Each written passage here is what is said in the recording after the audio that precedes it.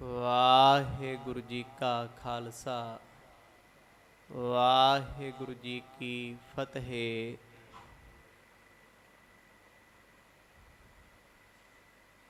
ਦਸਾਂ ਪਾਤਸ਼ਾਹੀਆਂ ਦੀ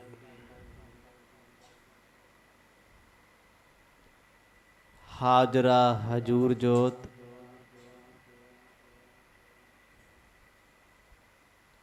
ਸ਼ਬਦ ਗੁਰ ਪੀਰਾ ਸਤਿਗੁਰੂ ਸ੍ਰੀ ਗੁਰੂ ਗ੍ਰੰਥ ਸਾਹਿਬ ਜੀਆਂ ਦੀ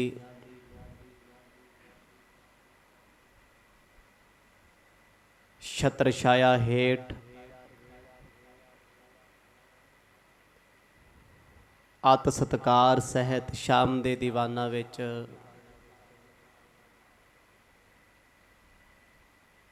ਅੱਜ ਵੀ ਆਪ ਜੀ ਜੁੜ ਬੈਠੇ ਹੋ।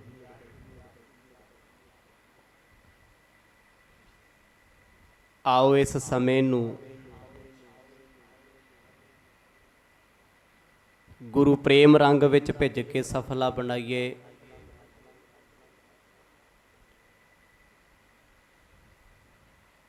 ਕੱਲ ਸ਼ਾਮ ਦੇ ਦੀਵਾਨਾਂ ਵਿੱਚ ਆਪ ਜੀ ਨੇ ਸਰਵਣ ਕੀਤਾ ਸੀ,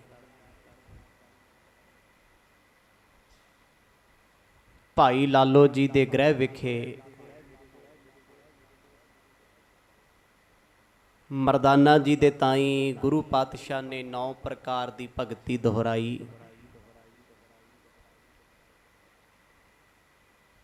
ਜਿਸ ਵਿੱਚੋਂ ਇੱਕ ਭਗਤੀ ਨੂੰ ਕਰਕੇ ਵੀ ਭਵ ਸਾਗਰ ਤੋਂ ਪਾਰ ਉਤਰ ਜਾਈਦਾ। ਸਤਿਗੁਰਾਂ ਦੇ ਇਹਨਾਂ ਬਚਨਾਂ ਨੂੰ ਸੁਣ ਕੇ ਭਾਈ ਮਰਦਾਨਾ ਜੀ ਵਾਰ-ਵਾਰ ਕੁਰਬਾਨ ਜਾਂਦੇ ਨੇ। ਅੱਤ ਦੀ ਗਰੀਬੀ ਦੇ ਵਿੱਚ ਰਹਿ ਕੇ ਵੀ ਭਾਈ ਲਾਲੋ ਜੀ ਐਸੀ ਭਗਤੀ ਕਰ ਰਹੇ ਨੇ। ਇਹ ਬਹੁਤ ਵੱਡੀ ਅਚਰਜਤਾ ਸੀ। ਇਹਨਾਂ ਸਾਰੇ ਪ੍ਰਸੰਗਾਂ ਨੂੰ ਵਿਸਥਾਰ ਸਹਿਤ ਆਪ ਜੀ ਨੇ ਸੁਣਿਆ। ਆਓ ਕੁਝ ਸਮਾਂ ਮਨ ਚਿੱਤ ਬਿਰਤੀਆਂ ਨੂੰ ਇਕਾਗਰ ਚਿੱਤ ਬਣਾਈਏ, ਪਾਓ ਪ੍ਰੇਮ ਦੀ ਸਾਂਝ।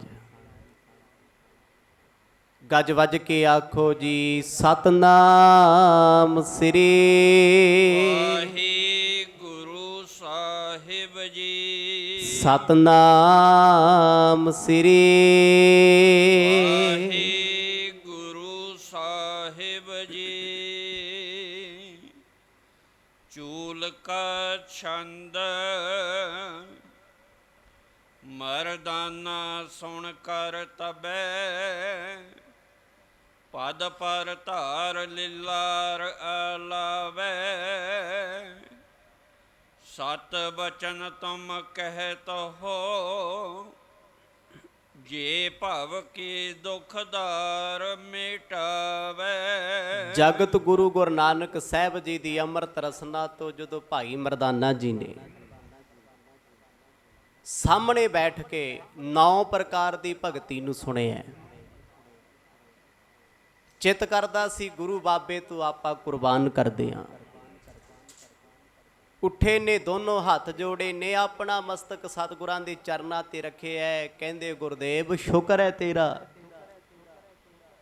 ਮੈਨੂੰ ਤੇ ਆਪਣੇ ਜੀਵਨ ਵਿੱਚ ਇਹ ਵੀ ਨਹੀਂ ਸੀ ਪਤਾ ਵੀ ਭਗਤੀ ਕਿਹੋ ਜਿਹੀ ਹੁੰਦੀ ਹੈ।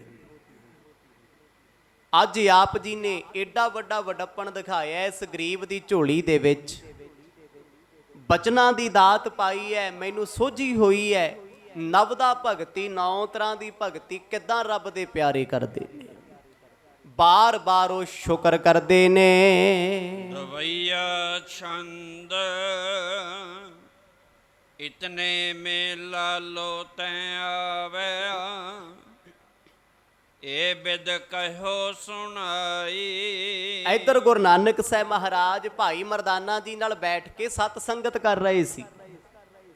ਇੰਨੇ ਨੂੰ ਭਾਈ ਲਾਲੋ ਜੀ ਆਣ ਪਹੁੰਚੇ, ਭੋਜਨ ਬਣਾਉਣ ਵਾਸਤੇ ਗਏ ਹੋਏ ਸੀ। ਤਕਰੀਬਨ ਉਹਨਾਂ ਨੂੰ 1.5 ਤੋਂ 2 ਘੰਟੇ ਦਾ ਸਮਾਂ ਲੱਗ ਗਿਆ, ਪਰ ਗੁਰੂ ਸਾਹਿਬ ਜੀ ਨੇ ਉਹ ਸਮਾਂ ਸਤ ਸੰਗ ਦੇ ਲੇਖੇ ਲਾ। ਸਰੋਤੇ ਸਨ ਭਾਈ ਮਰਦਾਨਾ ਜੀ, ਬਖਤਾ ਸਨ ਗੁਰੂ ਨਾਨਕ ਸਾਹਿਬ। ਦੋਨਾਂ ਨੇ ਰਲ ਮਿਲ ਕੇ ਸਵਾਲ ਜਵਾਬ ਕਰਕੇ ਰੱਬ ਦੀਆਂ ਗੱਲਾਂ ਕੀਤੀਆਂ। 9 ਪ੍ਰਕਾਰ ਦੀ ਭਗਤੀ ਬਾਰੇ ਜਾਣਿਆ। ਭਾਈ ਲਾਲੋ ਜੀ ਜਿਸ ਵੇਲੇ ਆਏ ਨੇ ਉਸ ਵੇਲੇ ਤੱਕ ਭਾਈ ਮਰਦਾਨਾ ਜੀ ਸਭ ਕੁਝ ਸੁਣ ਚੁੱਕੇ ਸਨ। ਗਰੀਬੜਾ ਜਿਹਾ ਸਿੱਖ ਹੈ ਭਾਈ ਲਾਲੋ, ਸਤਿਗੁਰਾਂ ਦੇ ਸਨਮੁਖ ਆ ਕੇ ਹੱਥ ਜੋੜੇ, ਕਹਿੰਦੇ ਰੱਬਾ ਮੇਰਿਆ, ਪਾਤਸ਼ਾਹ ਜੀਓ, ਆਪ ਜੀ ਦੀ ਕਿਰਪਾ ਹੋਈ ਹੈ, ਭੋਜਨ ਸਜ ਕੇ ਹਾਜ਼ਰ ਹੈ। ਅਚਵੋ ਅਸਨ ਚਲੋ ਸ੍ਰੀ ਨਾਨਕ, ਦੁਖ ਕੁੰਜਰ ਮਿਰਗ ਹਰਾਈ। ਐ ਸਤਿਗੁਰ ਜੀ, ਦੀਨ ਦੁਨੀਆ ਦੇ ਦੁੱਖਾਂ ਨੂੰ ਕੱਟਣ ਵਾਲਿਓ, ਉਠੋ, ਚੱਲ ਕੇ ਭੋਜਨ ਕਰੋ। ਇਹ ਬੜੇ ਅਦਬ ਦੀ ਗੱਲ ਹੈ। ਪੁਰਾਣੇ ਸਮੇਂ ਦੇ ਵਿੱਚ ਭੋਜਨ ਸਪੈਸ਼ਲ ਥਾਂ ਤੇ ਬਿਠਾ ਕੇ ਖਵਾਇਆ ਜਾਂਦਾ ਸੀ। ਅੱਜ ਦੇ ਥਾਂ ਤੇ ਜਿੱਥੇ ਕੋਈ ਆਇਆ ਉੱਥੇ ਟੇਬਲ ਲਾ ਦਈਦਾ। ਅੱਗੇ ਲੋਕ ਭੋਜਨ ਛਕਦੇ ਸੀ ਚੌਂਕੇ 'ਚ ਬਹਿ ਕੇ, ਚੁੱਲ੍ਹੇ ਕੋਲ ਬੈਠ ਕੇ, ਭਾਵ ਕਿਚਨ ਦਾ ਕੰਮ ਕਿਚਨ ਵਿੱਚ ਹੋਵੇ, ਛਕਣ ਦਾ ਕੰਮ ਉੱਥੇ ਹੋਵੇ ਜਿਹਦੇ ਨੇੜੇ ਬਣਦਾ ਹੋਵੇ। ਅੱਜ ਕੱਲ੍ਹ ਤੇ ਦੁਨੀਆ ਬੈਡਾਂ ਤੇ ਬਹਿ ਕੇ ਖਾਂਦੀ ਹੈ, ਡਾਈਨਿੰਗ ਤੇ ਬਹਿ ਕੇ ਖਾ ਰਹੀ। ਪਰ ਪੁਰਾਤਨ ਸਮੇਂ ਹਰ ਧਰਮ ਦੀ ਮਰਿਆਦਾ ਭੂਜੇ ਬੈਠ ਕੇ ਧਰਤੀ ਤੇ ਭੋਜਨ ਛਕਣਾ। ਭਾਈ ਲਾਲੋ ਜੀ ਆਖਣ ਲੱਗੇ, ਪਾਤਸ਼ਾਹ ਆ ਜਾਓ, ਚੌਂਕੇ ਦੇ ਪਾਸ ਬੈਠੋ ਆਪ ਜੀ। ਚੌਂਕਾ ਇੱਕ ਹੁੰਦਾ ਚੁੱਲ੍ਹਾ ਤੇ ਦੂਜਾ ਹੁੰਦਾ ਚੌਂਕਾ। ਹੁਣ ਚੌਂਕਾ ਇੱਕ ਉੱਚੀ ਜੀ ਥਾਂ ਹੁੰਦੀ ਹੈ ਚੁੱਲ੍ਹੇ ਦੇ ਕੋਲੇ, ਜਿਵੇਂ ਬ੍ਰਾਹਮਣ ਲੋਕ ਬਹਿੰਦੇ ਸੀ। ਮਰਦ ਨੇ ਲਿਖਿਆ ਨਾ, ਦੇਖ ਕੇ ਚੌਂਕਾ ਕੱਢੀ ਕਾਰ, ਉੱਪਰ ਆਏ ਬੈਠੇ ਕੁੜਿਆਰ, ਮਤ ਭਿੱਟੈ ਵੇ ਮਤ ਭਿੱਟੈ, ਇਹੋ ਅੰਨ ਅਸਾਡਾ ਫਿੱਟੈ। ਇਹਨਾਂ ਬਚਨਾਂ ਵਿੱਚ ਸਤਿਗੁਰਾਂ ਨੇ ਚੌਂਕੇ ਦਾ ਜ਼ਿਕਰ ਕੀਤਾ। ਚੁੱਲ੍ਹੇ ਦੇ ਕਰੀਬ ਦੀ ਥਾਂ, ਚਾਰ ਦੀਵਾਰੀ ਵਾਲੀ। ਮਰਦ ਵੇਖ ਕੇ ਨਾ ਭਾਈ ਲਾਲੋ ਨੂੰ ਮੁਸਕਰਾਏ। ਭਾਈ ਲਾਲੋ ਕਿਉਂ ਕਹਿੰਦੇ ਆ ਵੀ ਆ ਪਲੰਗਾ ਛੱਡੋ, ਉੱਥੇ ਆ ਜਾਓ, ਉਹਦਾ ਕੋਈ ਕਾਰਨ ਹੈ। ਭਵ ਬੰਧਨ ਪਨਗ ਜੇ ਗਰ ਸੇ, ਬੈਨਤੇ ਹੋ ਤਿਨ ਕੋ, ਕਰ ਕਿਰਤ ਅਰਥ ਮੁਝ ਕਰਨਾ ਕਰ, ਆਨੰਦ ਪਾਏ ਅਸਨ ਕੋ। ਗੁਰੂ ਸਾਹਿਬ ਨੂੰ ਭਾਈ ਲਾਲੋ ਕਹਿੰਦੇ, ਮਰਜ ਭੋਜਨ ਤਿਆਰ ਹੋ ਗਿਆ ਜੀ, ਬਿਲਕੁਲ। ਆਪ ਜੀ ਕਿਰਪਾ ਕਰਕੇ ਉਹਨੂੰ ਭੋਗੋ, ਛਕੋ। ਭੋਜਨ ਨੂੰ ਭੋਗਣ ਤੋਂ ਭਾਵ ਛਕਣਾ ਹੁੰਦਾ ਹੈ। ਪਾਤਸ਼ਾਹ ਇਸ ਗਰੀਬ ਤੇ ਕਿਰਪਾ ਕਰਿਓ, ਮੈਨੂੰ ਨਹੀਂ ਪਤਾ ਭੋਜਨ ਕਿਹੋ ਜਿਹਾ ਬਣਿਆ, ਪਰ ਬਣਾਇਆ ਮੈਂ ਬੜੇ ਪ੍ਰੇਮ ਨਾਲ ਹੈ। ਪ੍ਰੇਮ ਦੀਆਂ ਕਾਢਾਂ ਹੋਰ ਹੁੰਦੀਆਂ ਨੇ, ਦਿਖਾਵੇ ਦੀਆਂ ਗੱਲਾਂ ਕੁਝ ਹੋਰ ਹੁੰਦੀਆਂ ਨੇ। ਸਤਿਗੁਰ ਤਾਂ ਮੁਸਕਰਾਉਂਦੇ ਸੀ। ਭਾਈ ਲਾਲੋ ਕਹਿੰਦੇ, ਮਰਜ ਉਸ ਪਾਸੇ ਆ ਜਾਓ, ਚੌਂਕੇ ਤੇ ਚੱਲੋ। ਹੁਣ ਭਾਈ ਲਾਲੋ ਚੌਂਕੇ ਦਾ ਜ਼ਿਕਰ ਕਿਉਂ ਕਰਦੇ ਆ? ਕਿਉਂਕਿ ਉਹ ਜਾਣਦੇ ਆ ਵੀ ਗੁਰੂ ਸਾਹਿਬ ਬੇਦੀਆਂ ਦੀ ਵੰਸ਼ ਵਿੱਚੋਂ ਨੇ। ਸੁਣਿਆ ਵੀ ਬੇਦੀਆਂ ਦੀ ਵੰਸ਼ ਬਹੁਤ ਉੱਤਮ ਹੈ। ਉਹਨਾਂ ਸਮਿਆਂ ਦੇ ਮੁਤਾਬਕ, ਚਲੋ ਅੱਜ ਤੇ ਚੀਜ਼ਾਂ ਉੱਤਮ ਵੱਡੀ ਛੋਟੀ ਕੁਝ ਵੀ ਨਹੀਂ ਹੈ। ਉਦੋਂ ਛੂਤ ਛਾਤ ਦਾ ਦੌਰ ਬੜਾ ਸੀ ਵੀ ਖੱਤਰੀ ਲੋਕ ਉੱਚੀ ਜਾਤ ਹੈ। ਅੱਜ ਕੱਲ੍ਹ ਤੇ ਜਰਨਲ ਕੋਟਾ, ਸਾਡੇ ਵਾਲਾ ਲਾਣਾ ਕਹਿੰਦੇ ਅਸੀਂ ਵੱਡੇ ਹਾਂ। ਪਰ ਜੇ ਪੁਰਾਤਨ ਰਵਾਇਤਾਂ ਵੇਖਦੇ ਆਈਏ ਨਾ, ਸਨਾਤਨ ਮਤ ਦੀਆਂ, ਭਾਰਤ ਦੇਸ਼ ਦੀਆਂ, ਆ ਜਿੰਨੇ ਆਪਾਂ ਜੱਟ ਜ਼ਿਮੀਦਾਰ ਆ, ਅਸੀਂ ਤੇ ਬਸ ਥੱਲੇ ਵਾਲਾ ਹੀ ਹੈ ਕੰਮ, ਬਿਲਕੁਲ ਲਾਸਟ ਵਾਲੀ ਸਟੇਜ ਹੈ। ਸ਼ੂਦਰਾਂ ਚ ਆਉਂਦੇ ਆ। ਬ੍ਰਾਹਮਣ ਅਤੇ ਖੱਤਰੀ, ਇਹ ਅੱਜ ਵੀ ਸਮੇਂ ਦੀਆਂ ਹਕੂਮਤਾਂ ਇਹਨਾਂ ਨੂੰ ਉੱਚਾ ਸਾਬਤ ਕਰ ਰਹੀਆਂ, ਪਹਿਲਾਂ ਵੀ ਸੀ। ਕਿਉਂਕਿ ਗੁਰੂ ਸਾਹਿਬ ਨੇ ਚਾਰ ਵਰਨਾਂ ਦਾ ਜ਼ਿਕਰ ਕੀਤਾ ਤੇ ਭਾਰਤ ਵੰਡਿਆ ਹੀ ਚਾਰ ਵਰਨਾਂ 'ਚ ਸੀ। ਮਰਦ ਨੇ ਭਾਈ ਗੁਰਦਾਸ ਲਿਖਦੇ, ਚਾਰ ਵਰਨ ਇੱਕ ਵਰਨ ਕਰਾਇਆ। ਇਹ ਤੇ ਮੇਰੇ ਸਤਿਗੁਰਾਂ ਨੇ ਚਾਰਾਂ ਤੋਂ ਇੱਕ ਬਣਾਤਾ, ਖਾਲਸਾ ਸਾਜ ਕੇ। ਤੇਰੀ ਜਾਤ ਕੋਈ ਨਹੀਂ, ਪਰ ਧੰਨ ਖਾਲਸੇ ਜਿਹੜੇ ਅੱਜ ਅੰਮ੍ਰਿਤ ਛਕ ਕੇ ਵੀ ਜੱਟਵਾਦ ਚੰਨੇ, ਗੁਰੂ ਵਾਲੇ ਬਣ ਕੇ ਵੀ ਗੋਤਵਾਦ ਤੋਂ ਜਿਨ੍ਹਾਂ ਨੇ ਖਹਿੜਾ ਨਹੀਂ ਛੁਡਾਇਆ, ਉਹ ਭਾਵੇਂ ਮੇਰੇ ਵਰਗਾ ਵੀ ਕਿਉਂ ਨਾ ਹੋਵੇ, ਕੋਈ ਫਾਇਦਾ ਨਹੀਂ ਸਿੱਖ ਬਣਨ ਦਾ ਜੇ ਨਾਲੋਂ ਛਾਜੀ ਨਾਲ ਲੱਥਿਆ। ਆਖੋ ਸਤਨਾਮ। ਜੇ ਪੂਛ ਨਾਲ ਛੱਜ ਬੰਨਿਆ ਨਾ, ਚੂਹਾ ਖੱਡ ਨਾ ਮਾਵਈ, ਤਿੱਕਲ ਬੰਨੈ ਛੱਜ। ਖੱਡ ਚ ਨਹੀਂ ਵੜ ਸਕਦੇ, ਮੁਕਤੀ ਨਹੀਂ ਮਿਲ ਸਕਦੀ, ਬਾਹਰ ਹੀ ਭਟਕਦੇ ਰਹਿਣਾ ਹੋਵੇ। ਪਰ ਉਹਨਾਂ ਸਮਿਆਂ 'ਚ ਵਰਨ ਵੰਡ ਦਾ ਜ਼ੋਰ ਬਹੁਤ ਸੀ। ਭਾਈ ਲਾਲੋ ਇਹੀ ਜਾਣਦੇ ਆ ਵੀ ਇਹ ਚੌਂਕੇ ਤੇ ਬੈਠਣਗੇ, ਉੱਚੀ ਥਾਂ ਤੇ ਬਹਿਣਗੇ, ਸੁੱਚੀ ਥਾਂ ਤੇ ਬੈਠਣਗੇ। ਮੈਂ ਤੇ ਗਰੀਬ ਜਿਹਾ ਇਨਸਾਨ ਆ, ਕੋਲ ਬਹਿ ਕੇ ਭੋਜਨ ਛਕ ਲੈਣਗੇ, ਕਿਉਂਕਿ ਮੈਂ ਚੌਂਕੇ ਨੂੰ ਜਲ ਨਾਲ ਛਿੱਟਾ ਦਿੱਤਾ। ਸੁਭਾਵਿਕ ਹੈ ਜੀ, ਤੁਸੀਂ ਜਿਸ ਦੇਸ਼ ਵਿੱਚ ਰਹੋਗੇ ਨਾ, ਉੱਥੋਂ ਦਾ ਪ੍ਰਭਾਵ ਤੁਹਾਡੇ ਤੇ ਪੈਣਾ ਹੀ ਪੈਣਾ। ਬੇਸ਼ੱਕ ਆਪਾਂ ਕ੍ਰਿਸਚਨ ਨਹੀਂ ਆ, ਜਦ ਕ੍ਰਿਸਚਨਾਂ ਦੀ ਕੰਟਰੀ ਵਿੱਚ ਰਹਿੰਦੇ ਆ ਨਾ, ਤੇ ਸਾਡੇ ਬੱਚਿਆਂ ਤੇ ਸੁਭਾਵਿਕ ਉਹਨਾਂ ਗੱਲਾਂ ਦੇ ਇਫੈਕਟ ਪੈਂਦੇ ਆ, ਪਏ ਹੋਏ ਆ।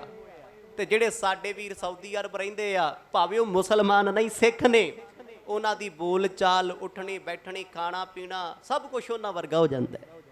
ਤੇ ਜਿਹੜੇ ਭਾਰਤ ਵਿੱਚ ਰਹਿੰਦੇ ਆ ਅਸੀਂ ਲੋਕ, ਤੇ ਫਿਰ ਤਾਂ ਹੀ ਤੇ ਸਾਡੇ ਘਰਾਂ ਚੋਂ ਵਰਤ ਨਹੀਂ ਨਿਕਲਦੇ। ਆਖੋ ਸਤਨਾਮ।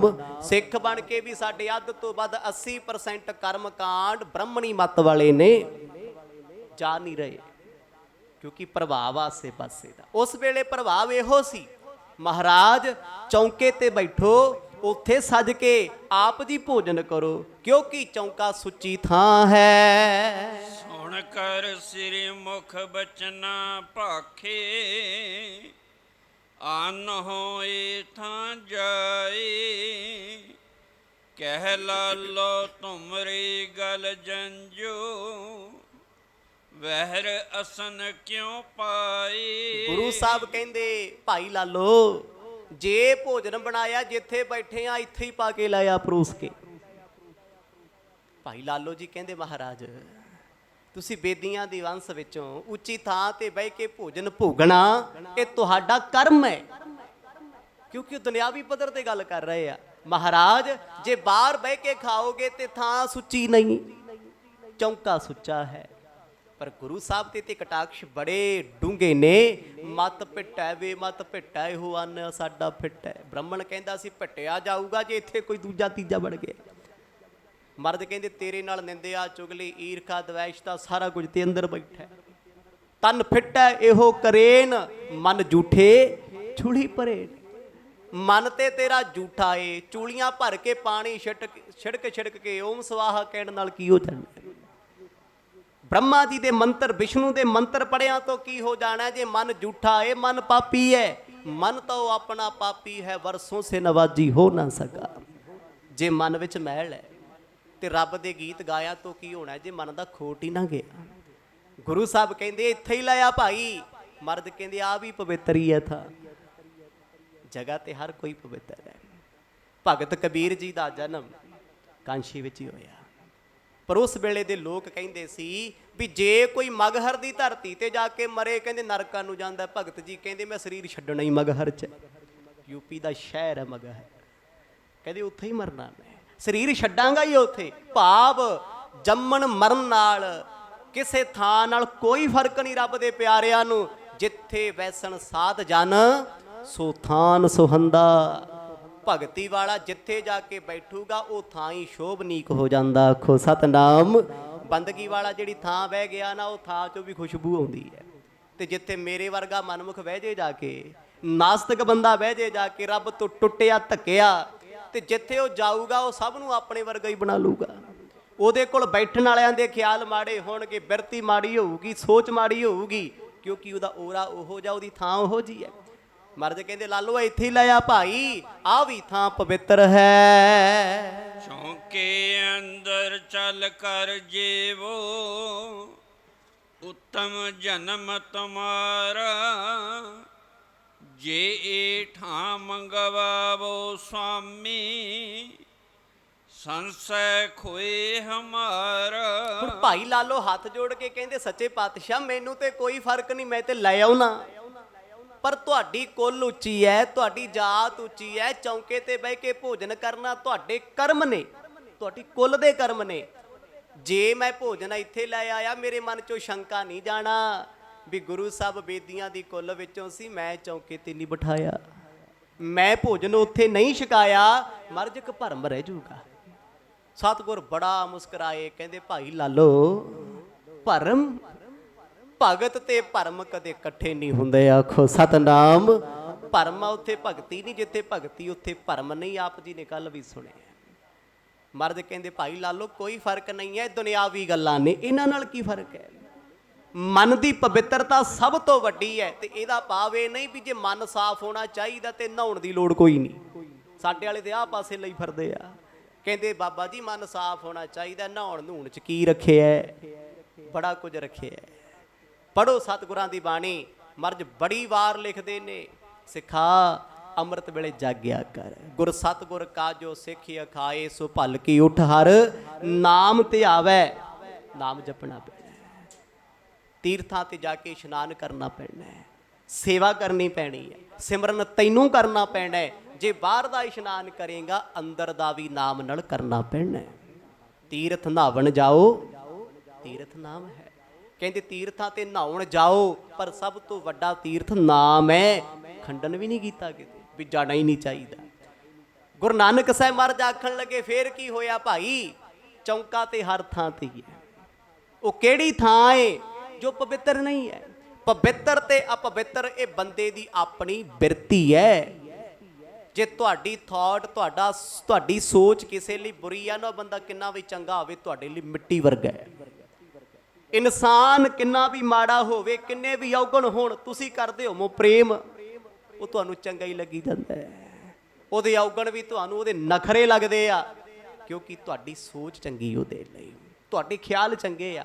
ਸਤਿਗੁਰ ਕਹਿੰਦੇ ਲਾਲੋ ਜੀ, ਇਹਨਾਂ ਚੀਜ਼ਾਂ ਨਾਲ ਕੋਈ ਫਰਕ ਨਹੀਂ ਪੈਂਦਾ। ਮਨ ਦਾ ਪ੍ਰਭਾਵ ਹਰ ਚੀਜ਼ ਤੇ ਹੈ ਤੇ ਹਰ ਚੀਜ਼ ਦਾ ਪ੍ਰਭਾਵ ਮਨ ਉੱਤੇ ਹੈ। ਪਹਿਨੇ ਕੱਪੜਿਆਂ ਦਾ ਪ੍ਰਭਾਵ ਤੁਹਾਡੇ ਮਨ ਤੇ ਪੈਣਾ ਹੈ, ਖਾਦੇ ਭੋਜਨ ਦਾ ਪੈਣਾ ਹੈ। ਜਿਹੋ ਜੀ ਥਾਂ ਤੇ ਬੈਠੋਗੇ ਉਹੋ ਜਿਹਾ ਪ੍ਰਭਾਵ ਇਹ ਕਬੂਲੇਗਾ। ਪਰ ਭਗਤੀ ਵਾਲਿਆਂ ਤੇ ਕੋਈ ਅਸਰ ਨਹੀਂ, ਕਿਤੇ ਵੀ ਅਸਰ ਨਹੀਂ ਹੈ। ਉਹ ਜੰਗਲਾਂ ਵਿੱਚ ਬਹਿ ਕੇ ਵੀ ਪ੍ਰਸੰਨ ਨੇ, ਕਹਿੰਦੇ ਇੱਥੇ ਵੀ ਮੰਗਲ ਹੈ, ਇੱਥੇ ਵੀ ਖੁਸ਼ੀਆਂ ਨੇ। ਸ੍ਰੀ ਮੁਖ ਕਹਿਤ ਧਰਤ ਹੈ ਜਿਤਨੀ, ਤਿਤਨੋ ਚੌਂਕਾ ਜਾਨੋ। ਮਰਦ ਕਹਿੰਦੇ ਭਾਈ ਲਾਲੋ, ਤੁਸੀਂ ਚੌਂਕੇ ਦੀ ਗੱਲ ਕਰਦੇ ਹੋ। ਜਿੰਨੀ ਧਰਤੀ ਹੈ, ਜਿੰਨੀ ਸ੍ਰਿਸ਼ਟੀ ਹੈ, ਸਾਰੀ ਹੀ ਸਾਡਾ ਚੌਂਕਾ ਹੈ। ਆਖੋ ਸਤਨਾਮ। ਅਪਵਿੱਤਰ ਕਿਹੜੀ ਥਾਂ ਹੈ? ਇੱਥੇ ਬੁਰਾ ਕੀ ਹੈ? ਥਾਟ ਨੇ ਆਪਣੇ, ਵਿਚਾਰ ਨੇ ਆਪਣੇ। ਤੁਹਾਡੇ ਆਪਣੇ ਵਿਚਾਰ ਮਾੜੇ ਆ, ਤੁਸੀਂ ਗੁਰੂ ਘਰ ਦੇ ਅੰਦਰ ਬਹਿ ਕੇ ਵੀ ਚੰਗਾ ਸੋਚ ਨਹੀਂ ਸਕਦੇ। ਜੇ ਤੁਹਾਡੇ ਵਿਚਾਰ ਚੰਗੇ ਨੇ ਨਾ, ਮਾੜੇ ਬੰਦੇ ਦੀਆਂ ਮਾੜੀਆਂ ਹਰਕਤਾਂ ਵੇਖ ਕੇ ਵੀ ਉਹ ਤੇ ਬੁਰਾ ਸ਼ੱਕ ਨਹੀਂ ਕਰ ਸਕਦੇ। ਫਿਰ ਵੀ ਲੱਗਦਾ ਨਹੀਂ ਕੁਝ ਚੰਗਾ ਹੀ ਕਰਦਾ ਹੋਣਾ, ਮੈਨੂੰ ਭੁਲੇਖਾ ਏ। ਸਤਿਗੁਰ ਕਹਿੰਦੇ ਭਾਈ ਲਾਲੋ, ਚੌਂਕਿਆਂ 'ਚ ਕੁਝ ਨਹੀਂ ਰੱਖਿਆ, ਸਾਰੀ ਧਰਤੀ ਚੌਂਕੇ ਵਰਗੀ ਹੈ। ਸ਼ਗਲੀ ਧਰਤੀ ਸ਼ੱਕਰ ਹੋਵੇ, ਖੁਸ਼ੀ ਕਰੈ ਨਿਤ ਜੀਓ। ਬਾਣੀ ਨੇ ਲਿਖਿਆ ਨਾ, ਕਹਿੰਦੇ ਸਾਰੀ ਧਰਤੀ ਸਾਨੂੰ ਸ਼ੱਕਰ ਵਰਗੀ ਲੱਗਦੀ ਹੈ, ਸਾਨੂੰ ਤੇ ਮਾੜਾ ਹੀ ਕੁਛ ਨਹੀਂ ਲੱਗਦਾ। ਉਹ ਕਿਹੜੀ ਥਾਂ ਜਿਹੜੀ ਬੁਰੀ ਹੈ ਜੀ? ਹੈ ਕੋਈ ਥਾਂ ਬੁਰੀ? ਥਾਂ ਨਹੀਂ ਬੁਰੀ। ਇਨਸਾਨ ਦੇ ਬੈਠਣ ਕਰਕੇ, ਇਨਸਾਨ ਦੇ ਵਿਚਾਰਾਂ ਕਰਕੇ ਉਹ ਥਾਂ ਦਾ ਓਰਾ ਉਹੋ ਜਿਹਾ ਬਣ ਜਾਂਦਾ, ਇਫੈਕਟ ਪੈ ਜਾਂਦਾ ਉੱਤੇ। ਬੇਵਜ਼ ਹੁੰਦੀਆਂ ਉਹ ਚੀਜ਼ਾਂ, ਪਰ ਥਾਂ ਤੇ ਕੋਈ ਮਾੜਾ ਨਹੀਂ ਹੈ। ਬੜੀਆਂ ਥਾਵਾਂ ਤੇ ਸ਼ਮਸ਼ਾਨ ਘਾਟ ਹੁੰਦੇ ਸੀ, ਅੱਜ ਗੁਰਦੁਆਰੇ ਬਣ ਗਏ। ਲੋਕਾਂ ਦੀਆਂ ਰਿਹਾਇਸ਼ਾਂ ਨੇ ਕੀ ਹੋ ਗਿਆ? ਹੋਇਆ ਕੁਛ ਨਹੀਂ ਸੀ। ਮਨ ਦੇ ਵਿਚਾਰ ਬੁਰੇ ਸੀ, ਮਨ ਦੇ ਵਹਿਮ ਸੀ, ਮਨ ਦੇ ਡਰ ਸੀ। ਤੇ ਜਿਨ੍ਹਾਂ ਦੇ ਮਨ ਦੇ ਅੰਦਰੋਂ ਭਰਮ ਨਹੀਂ ਜਾਂਦੇ, ਉਹ ਧਾਰਮਿਕ ਥਾਵਾਂ ਤੇ ਬਹਿ ਕੇ ਵੀ ਮਾੜੀਆਂ ਕਰਤੂਤਾਂ ਕਰਨੋਂ ਨਹੀਂ ਹਟਦੇ। ਗੱਲ ਤੇ ਬਿਰਤੀ ਦੀ ਹੈ। ਸਤਿਗੁਰ ਕਹਿੰਦੇ ਜੇ ਮਾੜੀ ਬਿਰਤੀ ਨਾਲ ਭੋਜਨ ਕੀਤਾ ਨਾ, ਭਾਵੇਂ ਚੌਂਕੇ 'ਚ ਬਹਿ ਕੇ ਕਰ ਲਿਓ, ਭਾਵੇਂ ਮੰਦਿਰ 'ਚ ਕਰ ਲਿਓ, ਨੁਕਸਾਨ ਉਸ ਭੋਜਨ ਨੇ ਕਰਨਾ ਹੀ ਕਰਨਾ ਹੈ। ਜੇ ਚੰਗੀ ਬਿਰਤੀ ਨਾਲ ਕੀਤਾ, ਉਹ ਕਿਸੇ ਵੀ ਥਾਂ ਤੇ ਬਹਿ ਜਾਓ, ਉਹ ਥਾਂ ਵੀ ਪਵਿੱਤਰ ਹੈ। ਜੇ ਤੁਹਾਡੀ ਰੂਹ ਪਵਿੱਤਰ ਹੈ, ਤੁਹਾਡੀ ਸੋਚ ਪਵਿੱਤਰ ਹੈ। ਗੁਰੂ ਸਾਹਿਬ ਕਹਿੰਦੇ ਭਾਈ ਲਾਲੋ, ਸਾਡੇ ਲਈ ਤੇ ਸਾਰੀ ਧਰਤੀ ਚੌਂਕਾ ਹੈ, ਸਾਨੂੰ ਕੋਈ ਫਰਕ ਨਹੀਂ। ਸੱਚ ਰਤੇ ਸੇ ਸੂਚੇ ਹੋਏ, ਮਨ ਕੋ ਭਰਮ ਮਿਟਾਨੋ। ਭਾਈ ਸਾਚ ਰਤੇ ਸੇ ਸੂਚੇ ਹੋਏ, ਮਨ ਕੇ ਭਰਮ ਮਿਟਾਨੋ। ਜਿਹੜੇ ਸੱਚ ਨਾਲ ਰੱਤੇ ਗਏ, ਸੱਚ ਦਾ ਰੰਗ ਜਿਨ੍ਹਾਂ ਤੇ ਚੜ ਗਿਆ ਨਾ, ਉਹਨਾਂ ਦੇ ਅੰਦਰੋਂ ਭਰਮ ਤੇ ਵਹਿਮ ਕੱਟੇ ਗਏ। ਆਖੋ ਸਤਨਾਮ। ਆਪਾਂ ਕਹਿੰਦੇ ਆ ਬਿੱਲੀ ਫਲਾਣੇ ਦਾ ਰਾਹ ਕੱਟ ਗਈ, ਬੁਰਾ ਹੋ ਗਿਆ ਜੀ। ਤੇਰਾ ਤੇ ਪਤਾ ਨਹੀਂ ਬੁਰਾ ਹੋਇਆ ਕਿ ਨਹੀਂ ਹੋਇਆ, ਪਰ ਉਹ ਬਿੱਲੀ ਨੂੰ ਪੁੱਛ ਕੇ ਵੇਖ, ਕਲਮ ਹੋਇਆ ਜਿਹਦੇ ਮੱਥੇ ਤੂੰ ਲੱਗਾ ਚੂਹਾ ਮਿਲਿਆ ਕਿ ਨਹੀਂ। ਆਖੋ ਸਤਨਾਮ। ਤੂੰ ਕਿਹੜੀ ਸੋਚ ਤੁਰਿਆ ਫਿਰਦਾ? ਅੱਜ ਮੈਂ ਫਲਾਣੇ ਦੀ ਸ਼ਕਲ ਵੇਖ ਲਈ, ਮੇਰਾ ਕੰਮ ਨਹੀਂ ਬਣਿਆ। ਸਭ ਤੋਂ ਪਹਿਲਾਂ ਤੇ ਸ਼ੀਸ਼ੇ 'ਚ ਮੂੰਹ ਆਪਣਾ ਹੀ ਵੇਖਿਆ ਸੀ ਨਾ, ਚਾਹੇ ਉਹ ਮਰਦ ਹੈ ਭਾਵੇਂ ਔਰਤ ਹੈ, ਮੂੰਹ ਤੇ ਆਪਣਾ ਹੀ ਸਵਾਰਿਆ ਸੀ ਨਾ ਉੱਠ ਕੇ ਨਹਾ ਧੋ ਕੇ। ਤੇ ਫਿਰ ਕਿਹਦਾ ਮੂੰਹ ਕਾਲਾ ਹੋਇਆ? ਇਹ ਭਰਮ ਨੇ, ਇਹ ਵਹਿਮ ਨੇ। ਵਹਿਮਾਂ ਭਰਮਾਂ ਕਰਕੇ ਸਤਿਗੁਰ ਕਹਿੰਦੇ ਭਾਈ ਘਰ ਵੀ ਨਰਕ ਹੈ ਤੇ ਨਰਕ ਵੀ ਸਵਰਗ ਹੈ। ਆਖੋ ਸਤਨਾਮ। ਬਿਰਤੀ ਹੈ ਮਨ ਦੀ, ਤੂੰ ਭਰਮ ਨਾ ਕਰ। ਜਿੱਥੇ ਸੱਚ ਹੋਏਗਾ ਨਾ, ਸਾਚ ਰਤੇ ਤੇ ਸੂਚੇ ਸਹੀ, ਉਹ ਸੁੱਚੇ ਨੇ। ਨਾਮ ਜਪਣ ਵਾਲੇ ਸਦਾ ਹੀ ਸੁੱਚੇ ਆ। ਆਪਾਂ ਭੋਗ ਕਿਉਂ ਲਵਾਉਂਦੇ ਆ ਕੜਾਹ ਪ੍ਰਸ਼ਾਦ ਨੂੰ? ਲੰਗਰ ਨੂੰ ਭੋਗ ਕਿਉਂ ਲੱਗਦਾ ਹੈ? ਗੁਰਸਿੱਖ ਆਪਣੇ ਘਰਾਂ ਵਿੱਚ ਭੋਗ ਕਿਉਂ ਲਵਾਉਂਦੇ ਆ? ਭੋਗ ਦਾ ਭਾਵ ਕੀ ਹੈ? ਇੱਕ ਤੇ ਸ੍ਰੀ ਸਾਹਿਬ ਸਰਬਲੋਧੀ ਹੈ, ਦੂਜਾ ਆਨੰਦ ਸਾਹਿਬ ਦਾ ਜਾਪ ਹੁੰਦਾ ਹੈ, 5 ਪੌੜੀਆਂ ਦਾ। ਜਦ ਬਾਣੀ ਪੜ੍ਹ ਕੇ ਸਿੱਖ ਬੜੀ ਪਿਆਰ ਦੀ ਬੇਨਤੀ ਗੁਰੂ ਅੱਗੇ ਕਰਦਾ ਹੈ, ਜੇ ਕਿਤੇ ਬਾਦ ਘਾਟ ਵੀ ਉਸ ਭੋਜਨ ਵਿੱਚ ਹੁੰਦੀ ਹੈ ਨਾ, ਸਤਿਗੁਰੂ ਉਹਨੂੰ ਸ਼ੁੱਧ ਬਣਾ ਦਿੰਦੇ। ਆਖੋ ਸਤਨਾਮ। ਜਿੱਥੇ ਬਾਣੀ ਦਾ ਅਸਰ ਹੋ ਗਿਆ ਉਹਨੇ ਸ਼ੁੱਧ ਨਹੀਂ ਹੋਣਾ, ਸਭ ਕੁਝ ਪਵਿੱਤਰ ਹੋ ਜਾਂਦਾ ਹੈ, ਬਣਾ ਦਿੰਦੀ ਹੈ ਪਵਿੱਤਰ। ਇਸੇ ਕਰਕੇ ਬਚਨ ਆਉਂਦੇ ਨੇ, ਕਰੀ ਪਾਕਸਾਲ ਸੋਝ ਪਵਿੱਤਰਾ, ਹੁਣ ਲਾਭੋ ਭੋਗ ਹਰ ਰਾਏ। ਐ ਰੱਬਾ ਮੇਰਿਆ ਹੁਣ ਆਪ ਜੀ ਭੋਗੋ, ਕਿਰਪਾ ਕਰੋ। ਇਹ ਰਸੋਈ ਪਾਕਸਾਲ ਪਵਿੱਤਰ ਹੈ, ਸੋਚ ਪਵਿੱਤਰ। ਅੱਜ ਕੱਲ ਜਿਹੜੀਆਂ ਸਾਧਵੀਆਂ ਸੂਧਵੀਆਂ ਜੀ ਬ੍ਰਹਮ ਕੁਮਾਰੀਆਂ, ਇਹਨਾਂ ਵੀ ਜਦੋਂ ਧਰਮ ਨੂੰ ਪੜ੍ਹਿਆ ਨਾ, ਫਿਰ ਇਹਨਾਂ ਵੀ ਰੌਲਾ ਪਾਉਣਾ ਸ਼ੁਰੂ ਕਰਤਾ ਵੀ ਖਾਣਾ ਖਾਣੇ ਸੇ ਪਹਿਲੇ ਥॉट ਅੱਛੇ ਬਣਾਓ, ਪਾਣੀ ਪੀਣੇ ਸੇ ਪਹਿਲੇ ਅੱਛੇ ਅੱਛੇ ਸੋਚੋ। ਐਦਾਂ ਕਿਹੜਾ ਸੋਚ ਲੂ?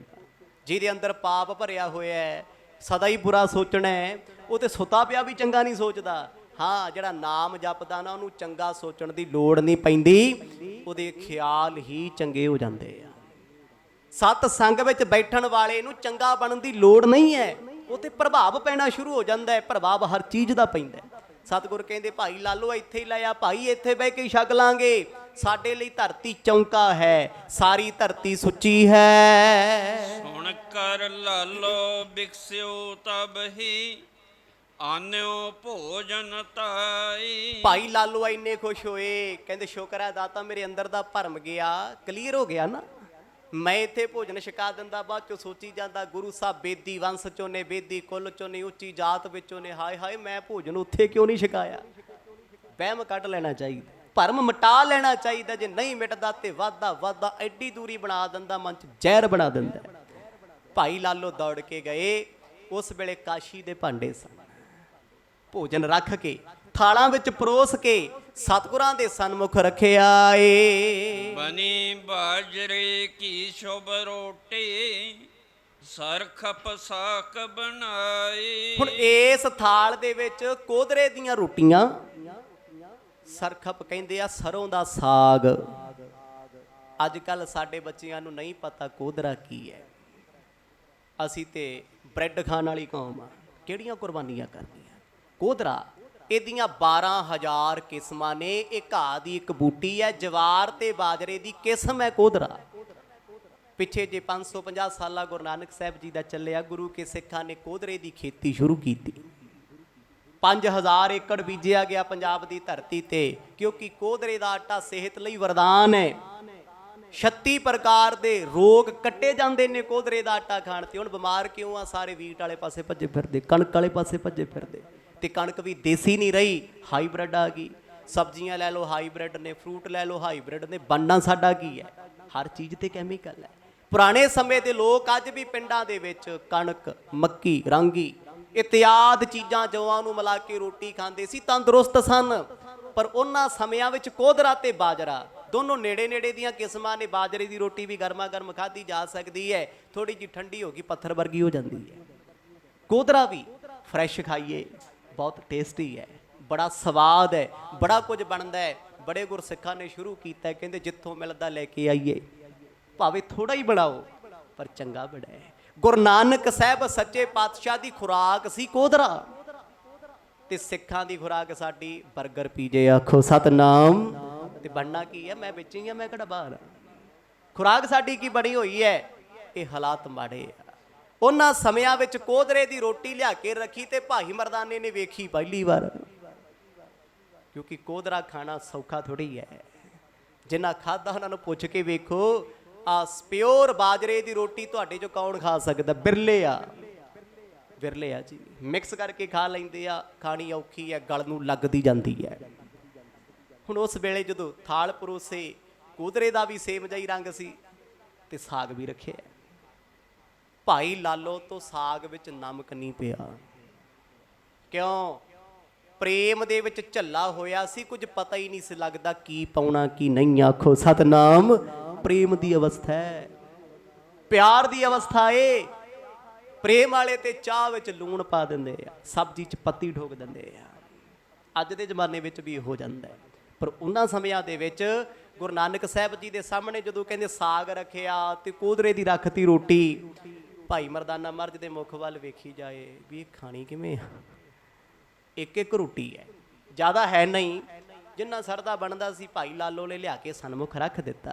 ਗੁਰੂ ਨਾਨਕ ਸਾਹਿਬ ਜੀ ਦੇ ਹੱਥ ਸੁੱਚੇ ਕਰਾਉਣ ਤੋਂ ਬਾਅਦ ਸਾਹਮਣੇ ਥਾਲ ਪਰੋਸਿਆ ਏ। ਅਵਲੋਕ ਆਹਾਰਾ ਮਨ ਮੇ ਗਟੀ ਵਿਚਾਰੇ। ਭਾਈ ਮਰਦਾਨੇ ਨੇ ਜਦੋਂ ਭੋਜਨ ਦਾ ਥਾਲ ਵੇਖਿਆ ਤੇ ਸੁੱਖ ਦਾ ਸਾਹ ਆਇਆ, ਕਹਿੰਦਾ ਸ਼ੁਕਰ ਹੈ ਬਾਬਾ, ਸ਼ੁਕਰ ਹੈ, ਮਸਾਂ ਹੀ ਨਸੀਬ ਹੋਇਆ, ਇੰਨੇ ਦਿਨਾਂ ਦਾ ਸਫ਼ਰ ਤੈਅ ਕੀਤਾ, ਕਿਤੇ ਮਿਲ ਗਈ ਨਾ ਮਿਲ ਗਈ। ਹੁਣ ਜਿਹਨੇ ਬਣਾਈ ਸੀ ਉਹ ਗਰਮਾ ਗਰਮ ਲੈ ਕੇ ਆਇਆ ਬਣਾ ਕੇ। ਸਰੋਂ ਦਾ ਸਾਗ ਹੋਵੇ ਤੇ ਫਿਰ ਉਹ ਪੰਜਾਬੀ ਕਾਹਦਾ, ਜਿਹਨੂੰ ਸਾਗ ਨਾ ਪਸੰਦ ਹੋਵੇ ਤੇ ਖੁਸ਼ਬੂ ਆਵੇ, ਮਹਿਕ ਆਵੇ ਸਾਗ ਦੇ ਵਿੱਚੋਂ। ਭਾਈ ਮਰਦਾਨਾ ਥਾਲ ਵੱਲ ਵੇਖਦਾ ਤੇ ਗੁਰੂ ਸਾਹਿਬ ਨੇ ਮਰਦਾਨੇ ਵੱਲ ਵੇਖਿਆ ਵੀ ਮਰ ਮਿਟਿਆ ਰੋਟੀ ਤੇ ਆਖੋ ਸਤਨਾਮ। ਜਾਨ ਨਿਕਲੀ ਪਈ ਹੈ, ਭੁੱਖ ਲੱਗੀ ਸੀ ਬਹੁਤ।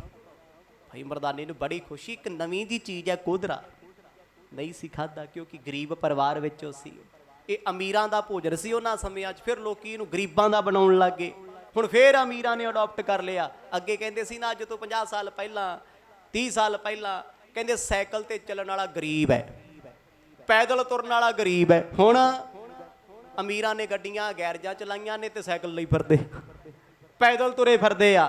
ਜਿਹੜੀਆਂ ਜਿਹੜੀਆਂ ਚੀਜ਼ਾਂ ਕਦੇ ਗਰੀਬਾਂ ਨਾਲ ਜੁੜੀਆਂ ਸੀ ਅੱਜ ਅਮੀਰ ਅਡਾਪਟ ਕਰਦੇ ਫਿਰਦੇ ਆ, ਉਹ ਕਰ ਰਹੇ ਆ, ਇਸ ਪਾਸੇ ਭੱਜੇ ਫਿਰਦੇ ਆ। ਹੈ ਤੇ ਕੁਦਰਤੀ ਰਿਸਾਈਕਲ ਹੈ, ਜੋ ਜੋ ਬੰਦਾ ਛੱਡੀ ਜਾਂਦਾ ਫਿਰ ਅਪਣਾਉਣਾ ਪੈਂਦਾ। ਭਾਈ ਮਰਦਾਨਾ ਜੀ ਬੜੇ ਖੁਸ਼, ਮਰਦ ਕਹਿੰਦੇ ਛਕ ਲਾ ਫਿਰ ਮਰਦਾਨੇ ਆ। ਗੁਰੂ ਨਾਨਕ ਸਾਹਿਬ ਜੀ ਨੇ 7 ਕਰਤਾਰ ਆਖਿਆ, ਰੱਬ ਦਾ ਨਾਮ ਲਿਆ, ਸ਼ੁਕਰ ਕੀਤਾ, ਇੱਕ ਕੌਰੀ ਇੱਕ ਬੁਰਕੀ ਤੋੜੀ ਹੈ, ਸੁਭਾਵਕ ਮੁਖ ਵਿੱਚ ਪਾਈ ਹੈ। ਜਿਹ ਬਿਦ ਗੁਣੀ ਸੁਜਾਨੀ ਸ੍ਰੀ ਗੁਰ ਅੰਤਰਜਾਮੀ ਸਾਰੇ। ਹੁਣ ਸਤਿਗੁਰ ਜੀ ਜਾਣਦੇ ਸੀ ਭਾਈ ਮਰਦਾਨੇ ਦੇ ਅੰਦਰ ਕੀ ਚੱਲਦਾ ਹੈ, ਦਿਲ ਦੀ ਜਾਣਨ ਵਾਲੇ ਇਸੇ ਕਰਕੇ ਵਾਰ-ਵਾਰ ਤੱਕਦੇ ਨੇ। ਮਰਦਾਨੇ ਕਿਉਂ ਗਿਣਤੀ ਕੀਨੀ ਅਚਵੋ ਜਾਨੋ ਤਬ ਹੀ। ਗੁਰੂ ਸਾਹਿਬ ਨੇ ਵੇਖਿਆ ਭੁੱਖੇ ਨੂੰ ਲੱਗੀ ਐ ਪਰ ਰੋਟੀ ਇਹਨੂੰ ਪਸੰਦ ਨਹੀਂ, ਵੀ ਕੋਧਰਾ ਹੈ, ਪਤਾ ਨਹੀਂ ਕਿਹੋ ਜਿਹੀ ਹੋਣੀ। ਸਤਿਗੁਰ ਵੇਖਦੇ ਆ ਵੀ ਇਹ ਗਿਣਤੀਆਂ ਜਿਹੀਆਂ ਕਰਦਾ ਮਨ ਦੇ ਵਿੱਚ, ਖਾਵਾਂ ਨਾ ਖਾਵਾਂ, ਖਾਧੀ ਜਾਊਗੀ ਕਿ ਨਹੀਂ। ਹਾਰ ਕੇ ਸੱਚੇ ਪਾਤਸ਼ਾਹ ਨੇ ਕਿਹਾ, ਮਰਦਾਨਿਆ ਕੀ ਗਿਣਦਾ, ਖਾ ਕੇ ਵੇਖ, ਪਹਿਲੀ ਵਾਰ ਭੋਜਨ ਹੈ। ਪਰ ਗੁਰੂ ਸਾਹਿਬ ਛਕ ਲੈਂਦੇ ਸੀ ਕਦੇ ਕਦੇ ਕੋਧਰਾ। ਅੱਗੇ ਚੀਜ਼ਾਂ ਆਮ ਸੀਆਂ, ਇਹ ਖੁਰਾਕਾਂ ਸਨ ਸਾਡੇ ਦੇਸ਼ ਦੀਆਂ, ਤੇ ਜਦੋਂ ਸਾਡੇ 'ਚ ਕੈਮੀਕਲ ਲਿਆ ਕੇ ਵਾੜੇ ਗਏ, ਚਾਹ ਵਰਗੀਆਂ ਚੀਜ਼ਾਂ, ਉਹ ਅਸੀਂ ਲਿਫਾਫੇ ਬਣ ਕੇ ਰਹਿ ਗਏ। ਅੱਜ ਫਰੈਸ਼ ਚੀਜ਼ ਖਾਣੀ ਸਾਨੂੰ ਪਸੰਦ ਨਹੀਂ ਹੈ। ਤਾਜ਼ੇ ਆਲੂ ਇੱਕ ਦਿਨ ਦੇ ਪਏ ਹੋਣ ਫਰਿੱਜ 'ਚ ਪਸੰਦ ਨਹੀਂ, ਪਰ 3 ਮਹੀਨੇ ਪੁਰਾਣੇ ਆਏ ਲੇਜ਼ ਉਹ ਪਸੰਦ ਨੇ, ਉਹ ਸਵਾਦ ਲੱਗਦੇ ਆ। ਬੇਸ਼ੱਕ ਬੇਹੇ ਨੇ, ਘਰ ਦਾ ਫਰੈਸ਼ ਜੂਸ ਚੰਗਾ ਨਹੀਂ ਲੱਗਦਾ ਇੱਕ ਦਿਨ ਦਾ ਪਿਆ ਹੋਵੇ, ਡੱਬਿਆਂ 'ਚ ਬੰਦ ਹੋਵੇ 6-6 ਮਹੀਨੇ ਦਾ, ਤੇ ਟੌਰ ਨਾਲ ਖਾਂਦੇ ਆ। ਇਹ ਕੀ ਹੈ, ਕਿਹੜੇ ਪਾਸੇ ਤੁਰੇ ਜਾਂਦੇ ਆ ਆਪਾਂ? ਸਾਰੇ ਵਿੱਚ ਹੀ ਆ। ਸਮੇਂ ਦੀ ਹਾਲਾਤ, ਕਾਰਪੋਰੇਟ ਲੋਕਾਂ ਨੇ ਸਾਡੀ ਸੋਚ ਹੀ ਇਦਾਂ ਦੀ ਬਣਾਤੀ। ਉਹਨਾਂ ਨੇ ਆਪਣੇ ਇੰਜੀਨੀਅਰ, ਆਪਣੇ ਡਾਕਟਰ ਸੈੱਟ ਕਰਤੇ ਵੀ ਜੇ ਚਾਕਲੇਟ ਖਾਓਗੇ ਆਹ ਬੈਨੀਫਿਟ ਹੋਊਗਾ, ਆਹ ਜੂਸ ਪੀਓਗੇ ਆਹ ਹੋਊਗਾ। ਅਸੀਂ ਕੁਦਰਤੀ ਖੇਤੀ ਤੇ ਕੁਦਰਤੀ ਚੀਜ਼ਾਂ ਛੱਡ ਗਏ। ਚਲੋ ਅੱਜ ਫੇਰ ਸਤਿਗੁਰਾਂ ਦੀ ਕਿਰਪਾ ਪੰਜਾਬ ਦੀ ਧਰਤੀ ਤੇ ਹੋ ਰਹੀ ਹੈ, ਆਰਗੈਨਿਕ ਵਾਲੇ ਪਾਸੇ ਤੁਰੇ ਆ ਰਹੇ ਆ। ਮਰਦ ਨੇ ਵੇਖਿਆ ਵੀ ਭਾਈ ਮਰਦਾਨੇ ਨੂੰ ਭੁੱਖ ਤੇ ਬਹੁਤ ਲੱਗੀ ਹੈ, ਸਾਗ ਬਹੁਤ ਪਸੰਦ ਹੈ, ਪਰ ਗਰਾਰੀ ਅੜੀ ਰੋਟੀ ਤੇ, ਵੀ ਜਿਹੜੀ ਚੀਜ਼ ਪਹਿਲਾਂ ਖਾਧੀ ਨਹੀਂ ਹੁੰਦੀ ਬੰਦਾ ਵੇਖ ਕੇ ਜਵਾਬ ਜਾ ਦਿੰਦਾ ਵੀ ਮੈਂ ਨਹੀਂ ਖਾਣੀ, ਕੁਛ ਹੋਰ ਲਿਆਓ। ਪਰ ਹੁਣ ਭਾਈ ਲਾਲੋ ਉਹਨੇ ਕੋਧਰਾ ਪਰੋਸਿਆ, ਘਾਹ ਜੇ ਵਰਗੀ ਰੋਟੀ ਹੈ ਸਾਹਮਣੇ ਪਈ ਹੈ। ਮਰਦ ਨੇ ਤੇ ਅੱਧਾ ਫੁਲਕਾ ਛਕ ਲਿਆ, ਪਰ ਭਾਈ ਲਾਲੋ ਵੇਖ ਰਹੇ ਨੇ ਵੀ ਇਹ ਸਿੱਖ ਨੂੰ ਰੋਟੀ ਲੱਗਦਾ ਪਸੰਦ ਨਹੀਂ ਕਰੀ। ਪਰ ਭਾਈ ਮਰਦਾਨਾ ਨਾ ਕਰਦਾ, ਉਹ ਫਿਰ ਬੁਰਕੀ ਤੋੜਦਾ ਏ। ਕਹਿ ਕਰ ਦੀਨੋ ਨਿਜ ਕਰ ਅਸਨਾ ਜੋ ਦਾਨੀ ਸੁਖ ਸਭ ਹੀ। ਆਖਰਕਾਰ ਗੁਰੂ ਨਾਨਕ ਸਾਹਿਬ ਜੀ ਨੇ ਆਪਣੀ ਥਾਲ ਵਿੱਚੋਂ ਬੁਰਕੀ ਤੋੜ ਕੇ ਭਾਈ ਮਰਦਾਨੇ ਦੇ ਸਾਹਮਣੇ ਰੱਖੀ। ਕਹਿੰਦੇ ਮਰਦਾਨਿਆ ਆਹ ਖਾ ਫਿਰ। ਕਿੱਡੇ ਭਾਗਾਂ ਵਾਲਾ ਹੋਣਾ ਜੀ, ਜਿਹਨੂੰ ਸਤਿਗੁਰ ਜੀ ਆਪਣੀ ਥਾਲੀ 'ਚੋਂ ਆਪ ਬੁਰਕੀ ਤੋੜ ਕੇ ਦੇ ਰਹੇ ਆ। ਉਹ ਸਿੱਖ ਦੀ ਮਹਿਮਾ ਗਾਇਆਂ ਵੀ ਤਰ ਜਾਣਾ ਸੀ। ਤੇ ਭਾਈ ਮਰਦਾਨਾ ਜੀ ਨੇ ਬੁਰਕੀ ਚੁੱਕੀ, ਗੁਰੂ ਸਾਹਿਬ ਦੇ ਹੱਥਾਂ ਦੀ ਆਪਣੀ ਬੁਰਕੀ ਵਿੱਚ ਹੀ ਪਈ ਹੈ, ਮੁੱਖ ਵਿੱਚ ਪਾਈ। ਬੜਾ ਵਧੀਆ ਲੱਗਿਆ, ਜਿਉਂ-ਜਿਉਂ ਚਬਾਉਣ ਲੱਗੇ ਆ, ਕਿਉਂਕਿ ਕੋਧਰਾ ਹੋਵੇ ਬਾਜਰਾ ਹੋਵੇ ਇਹਨਾਂ ਨੂੰ ਚਬਾਉਣਾ ਪੈਂਦਾ ਹੈ, ਤੇ ਬ੍ਰੈਡ ਚਬਾਉਣੇ ਪੈਂਦੇ ਆ, ਮੈਦਾ ਚਬਾਉਣਾ ਪੈਂਦਾ ਹੈ। ਈਜ਼ੀ ਟੂ ਵੇ, ਬਸ ਅੰਦਰ ਸਿੱਟੀ ਚਲੋ, ਮੁੜ ਕੇ ਡਾਕਟਰ ਕਹਿੰਦੇ ਆ ਜਾ ਸਰਜਰੀ ਕਰਦੇ ਆ, ਤੇਰੇ ਅੰਦਰ ਹੁਣ ਆਹ ਹੋ ਗਿਆ, ਤੇਰੇ ਅੰਦਰ ਆਹ ਬਣ ਗਿਆ, ਸਟੋਨ ਬਣ ਗਏ ਆ, ਤੇਰਾ ਗਲ ਬਲੈਡਰ ਖਰਾਬ ਹੋ ਰਿਹਾ, ਫਲਾਣੀ ਚੀਜ਼ ਹੋ ਗਈ, ਫਾਈਬਰੇਟ ਬਣਦੇ ਸ਼ੁਰੂ ਹੋ ਗਏ। ਕਿੱਥੋਂ ਇਹ ਊਟ ਪਟਾਂਗ ਖਾਦਾ। ਦੰਦਾਂ ਦਾ ਕੰਮ ਸਾਡੀਆਂ ਅੰਤੜੀਆਂ ਕਰ ਰਹੀਆਂ ਨੇ, ਪਰ ਉਹਨਾਂ ਸਮਿਆਂ ਦੇ ਵਿੱਚ ਗੰਨੇ ਹੋ ਗਏ, ਛੋਲੇ ਹੋ ਗਏ, ਇਹ ਚੱਬਣ ਵਾਲੀਆਂ ਚੀਜ਼ਾਂ ਸੀ। ਕੋਈ ਡੈਂਟਿਸਟ ਕੋਲ ਨਹੀਂ ਸੀ ਜਾਂਦਾ ਦੰਦ ਵਿਖਾਉਣ ਵਾਸਤੇ। ਦੰਦ ਘਰੀ ਤੰਦਰੁਸਤ ਸੀ। ਦਾਤਣਾ ਕਰਨੀਆਂ, ਪਾੜ ਸੁੱਟ ਦੇਣੀ। ਹੁਣ ਤੇ ਬ੍ਰਸ਼ ਸਾਡੇ ਦੰਦ ਛਿੱਲ ਦਿੰਦੇ ਆ। ਜਿਸ ਵੇਲੇ ਭਾਈ ਮਰਦਾਨਾ ਜੀ ਨੇ ਉਹ ਚੱਬਿਆ ਜ਼ੋਰ ਦੀ, ਕਿਉਂਕਿ ਚਬਾਉਣ ਵਾਲੀਆਂ ਚੀਜ਼ਾਂ ਨੇ, ਤੇ ਜਦੋਂ ਚਬਾਇਆ ਨਾ, ਕਹਿੰਦੇ ਉਹਦਾ ਇੰਨਾ ਆਨੰਦ ਸੀ, ਇੰਨਾ ਰਸ ਸੀ, ਅੱਖਾਂ ਬੰਦ ਹੋ ਗਈਆਂ। ਅਸੀਂ ਕਿਸੇ ਚੀਜ਼ ਨੂੰ ਟੇਸਟ ਕਰਦੇ ਆ ਨਾ, ਜਦੋਂ ਸਾਨੂੰ ਬਹੁਤ ਹੀ ਜ਼ਿਆਦਾ ਟੇਸਟੀ ਲੱਗੇ, ਸਿਰਾ ਹੋ ਜੇ ਉਹਦਾ, ਤੇ ਫਿਰ ਅੱਖਾਂ ਜੀਆਂ ਬੰਦ ਹੋਣ ਲੱਗ ਜਾਂਦੀਆਂ। ਬੰਦਾ ਰਸ ਲੈਂਦਾ, ਬੜਾ ਵਧੀਆ ਲੱਗਦਾ। ਤੇ ਭਾਈ ਮਰਦਾਨਾ ਜੀ ਕਹਿੰਦੇ ਬੁਰਕੀ ਨੂੰ ਚਬਾ ਕੇ ਹੌਲੀ ਪਿਆਰ ਵਿੱਚ ਛਕਦੇ ਨੇ। ਮਰਦਾਨੇ ਤਾਂ ਪਾਇਓ ਕੋਰਾ, ਸੁਦਾ ਸੁਆਦ ਜਨ ਆਇਆ। ਹੁਣ ਜਿਸ ਵੇਲੇ ਸਤਿਗੁਰਾਂ ਦੀ ਬਖਸ਼ੀ ਬੁਰਕੀ, ਜਿਹਨੂੰ ਕੌਰੀ ਕਹਿੰਦੇ ਆ, ਮੁਖ ਵਿੱਚ ਪਾਈ, ਕਹਿੰਦੇ ਇਦਾਂ ਦਾ ਸਵਾਦ ਸੀ ਜਿਹਨੇ ਅੰਮ੍ਰਿਤ ਚਖਿਆ ਹੋਵੇ। ਅੱਖਾਂ ਬੰਦ, ਫੈਂਟੈਸਟਿਕ, ਦੱਸਿਆ ਹੀ ਨਹੀਂ ਆ ਰਿਹਾ ਰਸ ਕਿਹੋ ਜਿਹਾ। ਤੇ ਗੁਰੂ ਸਾਹਿਬ ਨੇ ਵੇਖਿਆ, ਪਹਿਲਾਂ ਗਿਣਤੀਆਂ ਜੀਆਂ ਗਿਣਦਾ ਸੀ, ਅੱਖਾਂ ਜੀਆਂ ਕੱਢਦਾ ਸੀ ਰੋਟੀ ਨੂੰ, ਹੁਣ ਅੱਖਾਂ ਨਹੀਂ ਖੋਲਦਾ। ਇੱਕ ਬੁਰਕੀ ਨੂੰ ਬੜੇ ਪਿਆਰ ਵਿੱਚ ਭਾਈ ਮਰਦਾਨਾ ਜੀ ਕਾਫੀ ਦੇਰ ਤੱਕ ਚਬਾਉਂਦੇ ਰਹੇ। ਪਰਮ ਪੁਰਖ ਪੂਰਨ ਪਰਮਾਤਮ, ਸ੍ਰੀ ਮੁਖ ਵਾਕ ਅਲਾਇਆ। ਗੁਰੂ ਨਾਨਕ ਸਾਹਿਬ ਮਹਾਰਾਜ ਨੇ ਹਲਾ ਕੇ ਆਖਿਆ, ਕਹਿੰਦੇ ਉਹ ਮਰਦਾਨਿਆ ਅੱਖਾਂ ਖੋਲ। ਕਿਵੇਂ ਆ ਭਾਈ ਪ੍ਰਸ਼ਾਦਾ? ਭਾਈ ਮਰਦਾਨਾ ਜੀ ਨੇ ਨੇਤਰ ਖੋਲੇ, ਫਿਰ ਆਪਣੀ ਰੋਟੀ ਖਾਣੀ ਸ਼ੁਰੂ ਕਰਤੀ। ਜਦੋਂ ਰਸ ਹੋਵੇ ਨਾ, ਸਵਾਦ ਹੋਵੇ, ਸੱਚੀ ਉਦੋਂ ਬੋਲਣ ਨੂੰ ਜੀ ਨਹੀਂ ਕਰਦਾ। ਉਹ ਕੋਈ ਵੀ ਰਸ ਹੋਵੇ, ਭਾਵੇਂ ਸਰੀਰ ਦੇ ਨੇ, ਭਾਵੇਂ ਰੂਹ ਦੇ ਨੇ। ਨਾਮ ਜਪਦਿਆਂ ਰਸ ਆਵੇ, ਸਿਮਰਨ ਕਰਦਿਆਂ ਜੀ ਕਰਦਾ ਕੋਈ ਬੁਲਾਵੇ ਨਾ। ਕਿਸੇ ਨੂੰ ਆ ਸੰਸਾਰ ਦੀਆਂ ਮੂਵੀਆਂ, ਫਿਲਮਾਂ, ਗੀਤ ਸੁਣਨ ਦਾ ਰਸ ਆਉਂਦਾ, ਕਹਿੰਦਾ ਮੈਨੂੰ ਡਿਸਟਰਬ ਨਾ ਕਰੋ, ਜਾਂਦੇ ਮਾਤਾ ਦਰਵਾਜ਼ਾ ਲਾ ਜੀ, ਉਹਦਾ ਰਸ ਉੱਥੇ ਹੈ। ਕਿਸੇ ਨੂੰ ਖਾਣ ਪੀਣ ਵਿੱਚ ਸਵਾਦ ਆ, ਕਹਿੰਦਾ ਕਿਸੇ ਦੇ ਸਾਹਮਣੇ ਬਹਿ ਕੇ ਨਹੀਂ ਖਾਣਾ, ਜੇ ਸਾਹਮਣੇ ਬੈਠੂ ਤੇ ਕੋਈ ਮੰਗ ਲੂਗਾ। ਰਸ ਆ ਨਾ। ਤੇ ਭਾਈ ਮਰਦਾਨੇ ਜੀ ਨੂੰ ਰਸ ਇੰਨਾ ਆਇਆ, ਮਰਦ ਨੇ ਫੇਰ ਪੁੱਛਿਆ, ਮਰਦਾਨਿਆ ਭੋਜਨ ਰੋਟੀ ਤੈਨੂੰ ਕਿਵੇਂ ਲੱਗੀ ਐ? ਹਸਨ ਬਨਿਓ ਹੈ ਕੈਸੇ ਸਵਾਦਾ, ਦੇਵੋ ਸੁਧ ਮਰਦਾਨਾ। ਮਰਦ ਕਹਿੰਦੇ ਮਰਦਾਨਿਆ ਕੋਈ ਖਬਰਸਾਰ ਤੇ ਦੇ ਭਾਈ, ਸਵਾਦ ਵੀ ਲੱਗੀ ਰੋਟੀ ਕਿ ਨਹੀਂ? ਭਾਈ ਲਾਲੋ ਜੀ ਹੱਥ ਜੋੜ ਕੇ ਸਾਹਮਣੇ ਖੜੇ ਆ, ਮੋਢੇ ਤੇ ਕੱਪੜਾ ਰੱਖਿਆ, ਜਲ ਦਾ ਗੜਬਾ ਕੋਲੇ ਰੱਖਿਆ, ਹੱਥ ਸੁੱਚੇ ਕਰਾਉਣ ਵਾਸਤੇ ਜਲ ਵੱਡੇ ਗਲਾਸਾਂ ਵਿੱਚ ਪਾ ਕੇ ਰੱਖਿਆ। ਪਲੰਗੇ ਤੇ ਬੈਠੇ ਮਰਦ ਛਕ ਰਹੇ ਆ ਸਾਹਮਣੇ ਭਾਈ ਮਰਦਾਨਾ। ਤੇ ਭਾਈ ਲਾਲੋ ਜੀ ਹੱਥ ਜੋੜ ਕੇ ਖੜੇ, ਗਰੀਬ ਸਿੱਖ, ਜਿੰਨਾ ਸਰਦਾ ਬਣਦਾ ਸੀ ਲਿਆ ਕੇ ਸਾਰਾ ਕੁਝ ਰੱਖਤਾ। ਸੱਚੀ ਜਿਹੜਾ ਆਨੰਦ ਗਰੀਬ ਦੇ ਘਰੇ ਆਉਂਦਾ ਨਾ, ਮਾਫ ਕਰਿਓ, ਵੱਡੇ ਵੱਡੇ ਮਹਿਲਾਂ ਤੇ ਹੋਟਲਾਂ 'ਚ ਨਹੀਂ ਆਖੋ ਸਤਨਾਮ। ਬੜੀ ਵਾਰ ਵੇਖਿਆ ਜਿਹੜਾ ਰਸ ਗਰੀਬ ਦੀ ਰੋਟੀ ਚੱਲਣਾ। ਕਿਉਂ ਹੈ? ਉਹਦੀ ਭਾਵਨਾ ਹੀ ਇੰਨੀ ਹੈ, ਉਹਨੂੰ ਲੱਗਦਾ ਮੇਰੇ ਘਰ ਰੱਬ ਆਇਆ। ਤੇ ਅਮੀਰ ਕਹਿੰਦਾ ਲੈ ਇਹੋ ਜਿਹੇ ਵੀ ਤੁਰੇ ਫਿਰਦੇ। ਉਹਦਾ ਮਸਾਲਿਆਂ ਤੇ ਜ਼ੋਰ ਹੈ, ਤੇ ਗਰੀਬ ਦਾ ਪ੍ਰੇਮ ਤੇ ਜ਼ੋਰ ਹੈ ਵੀ ਇਹ ਵਸਤੂ ਜਿਹੜੀ ਮੈਂ ਬਣਾਉਣਾ ਤਨ ਮਨ ਕਰਕੇ ਬਣਾਵਾਂ, ਇਹ 'ਚ ਕਮੀ ਨਾ ਰਹਿ ਜੇ ਕੋਈ, ਭਗਤੀ ਨਾਲ। ਤੇ ਭਾਈ ਲਾਲੋ ਜੀ ਕੋਲ ਖੜੇ ਆ, ਮਰਦ ਬਾਰ-ਬਾਰ ਪੁੱਛਦੇ ਆ ਭਾਈ ਮਰਦਾਨੇ ਨੂੰ, ਕਹਿੰਦੇ ਮਰਦਾਨਿਆ ਬੋਲ ਤੇ ਸਹੀ, ਖਬਰਸਾਰ ਤੇ ਦੇ ਭਾਈ, ਤੈਨੂੰ ਰੋਟੀ ਕਿਵੇਂ ਦੀ ਲੱਗੀ ਐ? ਮੁਸਕ ਮਨਾਕ ਭਨੇ ਬਚੇ ਸੇ, ਕੈਸੇ ਕਰੋ ਬਖਾਨਾ। ਉਸ ਵੇਲੇ ਭਾਈ ਮਰਦਾਨਾ ਜੀ ਮੁਸਕਰਾਏ, ਬੋਲੇ ਨਹੀਂ। ਜਦੋਂ ਕੋਈ ਚੀਜ਼ ਬਹੁਤੀ ਸਵਾਦ ਲੱਗੇ, ਇਨਸਾਨ ਇਸ਼ਾਰੇ ਕਰਦਾ ਹੈ, ਛੇਤੀ ਬੋਲਦਾ ਨਹੀਂ। ਬਾਣੀ ਨੇ ਲਿਖਿਆ, ਕਹੋ ਕਬੀਰ ਗੂੰਗੇ ਗੁੜ ਖਾਇਆ, ਪੁੱਛੇ ਤੇ ਕਿਆ ਕਹੀਐ। ਜਿਵੇਂ ਗੂੰਗੇ ਨੇ ਗੁੜ ਖਾਦਾ, ਉਹਨੂੰ ਪੁੱਛੋ ਵੀ ਮਿੱਠਾ ਕਿਵੇਂ ਦਾ ਹੈ, ਆ ਜਾ ਕਰਕੇ ਦਿਖਾਉਂਦਾ ਇਸ਼ਾਰੇ ਕਰਕੇ ਵੀ ਵਾਈ ਸਿਰਾ ਹੀ ਹੈ, ਨਜ਼ਾਰਾ ਹੀ ਆ, ਬਹੁਤ ਸਵਾਦ ਹੈ, ਪਰ ਬੋਲਦਾ ਤੇ ਨਹੀਂ। ਭਾਈ ਮਰਦਾਨਾ ਜੀ ਨਾਲੇ ਚਬਾ ਰਹੇ ਆ, ਸਤਿਗੁਰਾਂ ਵੱਲ ਵੇਖ ਰਹੇ ਆ, ਅੰਦਰੋਂ ਅੰਦਰ ਹੱਸ ਰਹੇ ਆ, ਮੁਸਕਰਾ ਰਹੇ ਆ। ਮਤਲਬ ਗੱਲ ਕਹਿਣ ਤੋਂ ਬਾਹਰ ਆ ਨਾ, ਬਹੁਤਾ ਰਸ ਆਇਆ, ਸਵਾਦ ਆਇਆ, ਜੀ ਕਰਦਾ ਹੋਰ ਚੱਖਾਂ ਹੋਰ ਚੱਖਾਂ। ਫਿਰ ਆਖਰਕਾਰ ਜਦੋਂ ਸਤਿਗੁਰਾਂ ਨੇ ਪੁੱਛਿਆ, ਜਵਾਬ ਤੇ ਦੇਣਾ ਪੈਣਾ ਸੀ। ਕਹਿੰਦੇ ਮਹਾਰਾਜ ਕੀ ਪੁੱਛਦੇ ਹੋ? ਮੈਂ ਕਹਿੰਦਾ ਜੇ ਨਾ ਪੁੱਛੋ ਤੇ ਚੰਗਾ ਹੈ। ਗੱਲ ਦਾ ਮਤਲਬ ਕੁਝ ਹੋਰ ਹੁੰਦਾ ਤੇ ਅਸੀਂ ਕਈ ਵਾਰ ਕਹਿ ਦਿੰਦੇ ਹਾਂ ਜੇ ਨਾ ਪੁੱਛੇ ਤੇ ਚੰਗਾ। ਭਾਵ ਇਹ ਗੱਲ ਦੱਸਣ ਦੇ ਲਾਇਕ ਨਹੀਂ। ਜਿੱਥੋਂ ਤੱਕ ਮੈਂ ਸੋਚ ਸਕਿਆ, ਜਾਣ ਸਕਿਆ, ਉਹ ਅੱਗੇ ਦੀਆਂ ਗੱਲਾਂ ਨੇ, ਮਤਲਬ ਵੱਡੀਆਂ ਗੱਲਾਂ।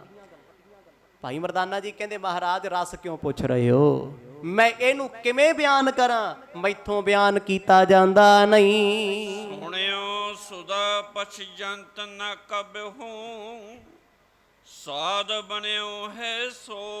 ਕਹਿੰਦਾ ਮਰ ਜਾ, ਇੰਨਾ ਸਵਾਦ, ਇੰਨਾ ਸਵਾਦ, ਇੰਨਾ ਸਵਾਦ। ਮੈਂ ਸੁਣਿਆ ਸੀ ਵੀ ਦੁਨੀਆ 'ਚ ਸਭ ਤੋਂ ਵੱਧ ਰਸਮਈ ਤੇ ਸਵਾਦ ਅੰਮ੍ਰਿਤ ਹੈ। ਅੱਜ ਪਤਾ ਲੱਗਿਆ ਵੀ ਅੰਮ੍ਰਿਤ ਦਾ ਸਵਾਦ ਕੀ ਹੁੰਦਾ। ਆਖੋ ਸਤਨਾਮ। ਬੇਸ਼ੱਕ ਭਾਈ ਲਾਲੋ ਜੀ ਦਾ ਸਾਗ ਵੀ ਅਲੂਣਾ ਏ, ਗਰੀਬ ਹੈ, ਨਮਕ ਵੀ ਨਹੀਂ ਸੀ ਘਰੇ। ਸੋਚੋ ਕਿਹੋ ਜੀ ਹਾਲਤ ਹੋਣੀ।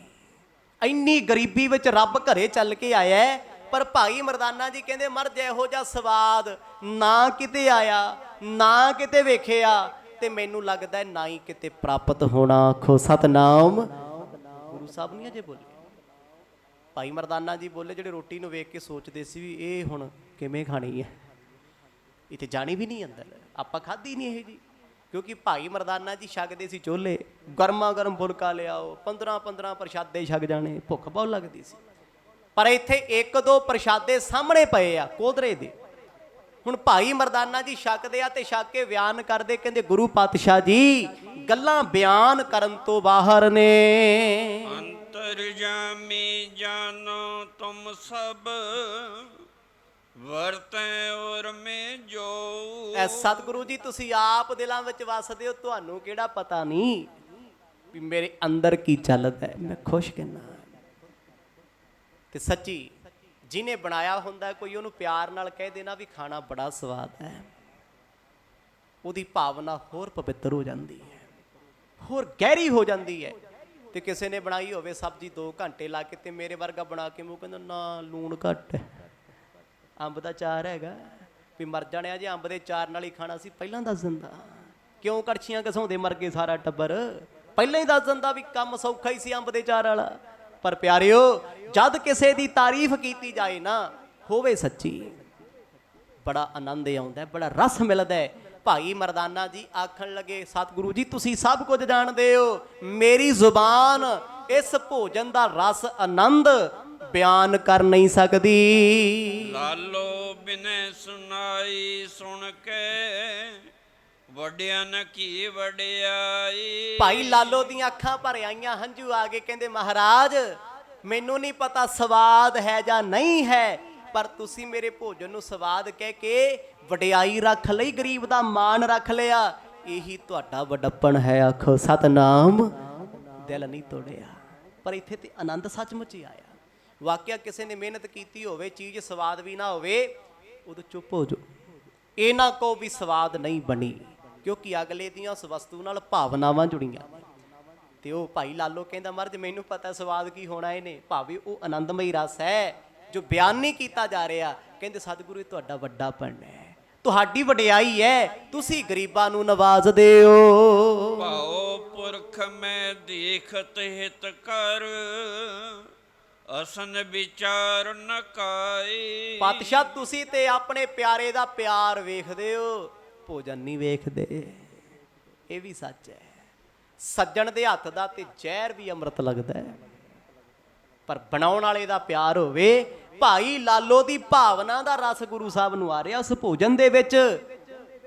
ਅੱਗੇ ਮਲਕ ਭਾਗੋ ਦਾ ਜ਼ਿਕਰ ਆ ਜਾਣਾ, ਤੁਸੀਂ ਸੁਣ ਹੀ ਲੈਣਾ। ਅਮੀਰਾਂ ਦੇ, ਵੱਡਿਆਂ ਦੇ, ਪੈਸੇ ਵਾਲਿਆਂ ਦੇ ਪਕਵਾਨ ਫੀਕੇ ਕਿਉਂ ਹੁੰਦੇ ਨੇ? ਕਿਉਂਕਿ ਉਹ ਭਾਵਨਾ ਵਾਲੇ ਨਹੀਂ ਹੁੰਦੇ, ਪ੍ਰੇਮ ਨਹੀਂ ਹੁੰਦਾ, ਦਿਖਾਵਾ ਹੁੰਦਾ ਹੈ। ਤੁਸੀਂ ਕਿਸੇ ਦੇ ਘਰ ਚਲੇ ਜਾਓ, ਲੋਕੀ ਤੁਹਾਡੇ ਤੇ ਕਸਰਾਂ ਕੱਢਦੇ ਆ ਪੂਰੀਆਂ, 5-5 ਕੌਲੀਆਂ ਤੁਹਾਡੇ ਥਾਲ ਚ ਲਾਉਂਦੇ ਆ। ਇਹ ਹੁਣ ਤੱਕ ਵੇਖਦੇ ਰਹੇ ਆ, 12-13 ਸਾਲਾਂ ਚ ਕੌਲੀਆਂ ਹੀ ਚੈੱਕ ਕੀਤੀਆਂ। ਆਖੋ ਸਤਨਾਮ। ਕਿਹਨੇ ਕਿੰਨੀਆਂ ਲਾਈਆਂ, ਕਿਹਨੇ ਕੀ ਖਵਾਇਆ, ਉਹ ਕਿਹੜੀ ਸਬਜ਼ੀ ਆ ਜਿਹੜੀ ਨਹੀਂ ਖਾਧੀ ਹੋਊਗੀ, ਕਿਹੜਾ ਫਰੂਟ ਆ ਨਹੀਂ ਖਾਧਾ। ਇੱਕ ਤੋਂ ਇੱਕ ਘਰ ਗਏ, ਪਰ ਭਾਵਨਾ ਵਾਲੇ ਬੜੇ ਥੋੜੇ ਮਿਲੇ। ਸਭ ਨਾਲ ਹੁੰਦਾ ਹੈ। ਕਹਿੰਦੇ ਜਿਹੜਾ ਬਹੁਤੀਆਂ ਕੌਲੀਆਂ ਜੋੜਦਾ ਨਾ, ਉਹਦਾ ਜ਼ੋਰ ਇਸ ਚੀਜ਼ ਤੇ ਲੱਗਿਆ ਹੁੰਦਾ ਵੀ ਭਾਈ ਸਾਹਿਬ ਆਖੇ ਵੀ ਨਜ਼ਾਰਾ ਆ ਗਿਆ, ਪਨੀਰ ਭੁਰਜੀ ਬੜੀ ਸਵਾਦ ਸੀ, ਭਿੰਡੀ ਬੜੀ ਸਵਾਦ ਸੀ, ਕਰੇਲਾ ਤੇ ਸਿਰਾ ਹੀ ਸੀ। ਇਹ ਸੁਣਨਾ ਉਹਨੇ। ਪਰ ਗਰੀਬ ਆ ਨਾ, ਉਹ ਕਹਿੰਦਾ ਹੈ ਤੇ ਆਪਣੇ ਕੋਲ ਕੁਛ ਨਹੀਂ। ਉਹਦੀ ਭਾਵਨਾ, ਉਹਦਾ ਪ੍ਰੇਮ ਵੇਖ ਕੇ ਛਕਣ ਵਾਲੀ ਦੀ ਅੱਖ ਭਰ ਆਉਂਦੀ ਵੀ ਇੰਨੇ ਪਿਆਰ ਨਾਲ ਤੇ ਕਦੇ ਮਾਂ ਨਹੀਂ ਖਵਾਉਂਦੀ। ਆਖੋ ਸਤਨਾਮ। ਉਹ ਵੀ ਝੜਕਾਂ ਮਾਰਦੀ ਹੈ, ਖਾਣਾ ਖਾ ਨਹੀਂ ਚੱਲ ਬਾਹਰ, ਝੜਕ ਦਿੰਦੀ ਹੈ। ਗਰੀਬ ਦਾ ਜਿਹੜਾ ਪਿਆਰ ਹੈ ਨਾ, ਉਹ ਬੜਾ ਗਹਿਰਾ ਹੈ, ਉਹਦੀ ਭਾਵਨਾ ਹੈ। ਸੰਤਨ ਕਾ ਦਾਣਾ ਰੁੱਖਾ। ਮਹਾਰਾਜ ਕਹਿੰਦੇ ਸੰਤ ਜਨਾਂ ਦਾ ਜਿਹੜਾ ਦਾਣਾ ਭੋਜਨ ਰੁੱਖਾ ਵੀ ਹੈ, ਉਹ ਬੜਾ ਪਿਆਰ ਵਾਲਾ ਹੈ। ਸਾਖਤਾਂ ਲਈ ਸੋ ਵਿਸ਼ੂ ਸਮਾਨ, ਉਹਨਾਂ ਲਈ ਜ਼ਹਿਰ ਵਰਗਾ ਏ। ਭਾਈ ਲਾਲੋ ਕਹਿੰਦੇ ਮਹਾਰਾਜ ਤੁਸੀਂ ਤੇ ਮਾਣ ਰੱਖਿਆ, ਵਡਿਆਈ ਰੱਖੀ, ਹੈ ਕੀ ਹੈ, ਮੈਂ ਖਵਾਇਆ ਕੀ, ਕੁਛ ਵੀ ਨਹੀਂ ਹੈ।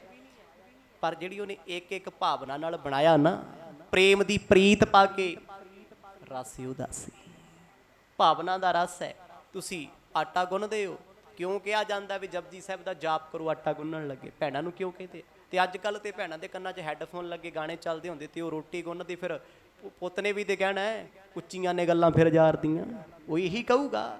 ਜਦੋਂ ਬਣਾਉਣ ਵਾਲੀ ਨੇ ਸੁਣਿਆ ਤੇ ਪਕਾਇਆ, ਤੇ ਫਿਰ ਖਾਣ ਵਾਲਾ ਵੀ ਵੈਬ ਸੀਰੀਜ਼ ਵੇਖਦਾ ਹੈ, ਉਹ ਵੀ ਸੀਰੀਅਲ ਵੇਖਦਾ ਫਿਰਦਾ ਹੈ। ਤੇ ਜੇ ਮਾਂ ਨੇ ਸਿਮਰਨ ਕੀਤਾ ਹੁੰਦਾ ਨਾ ਮੂਲ ਮੰਤਰ ਆਟਾ ਗੁੰਨਦੇ ਹੋਏ, ਤੇ ਸੱਚੀ ਇੱਕ ਦਿਨ ਐਸਾ ਕਰਮ ਹੋਣਾ ਸੀ, ਬੱਚੇ ਨੇ ਰੋਟੀ ਖਾਣੀ ਸੀ, ਉਹਨੇ ਕਹਿਣਾ ਸੀ ਮਾਂ ਮੇਰਾ ਅੱਜ ਜੀ ਕਰਦਾ ਮੈਂ ਗੁਰਦੁਆਰੇ ਮੱਥਾ ਨਾ ਟੇਕਿਆ ਮਾਂ, ਅੱਗੇ ਨਾ ਪਿੱਛੇ। ਕਦੋਂ? ਅੰਨ ਦਾ ਅਸਰ ਹੈ, ਵਿਚਾਰਾਂ ਦਾ ਅਸਰ ਹੈ। ਗੁਰੂ ਘਰ ਦੇ ਵਿੱਚ ਦਾਲ ਸਬਜ਼ੀ ਸਵਾਦ ਕਿਉਂ ਲੱਗਦੀ ਹੈ?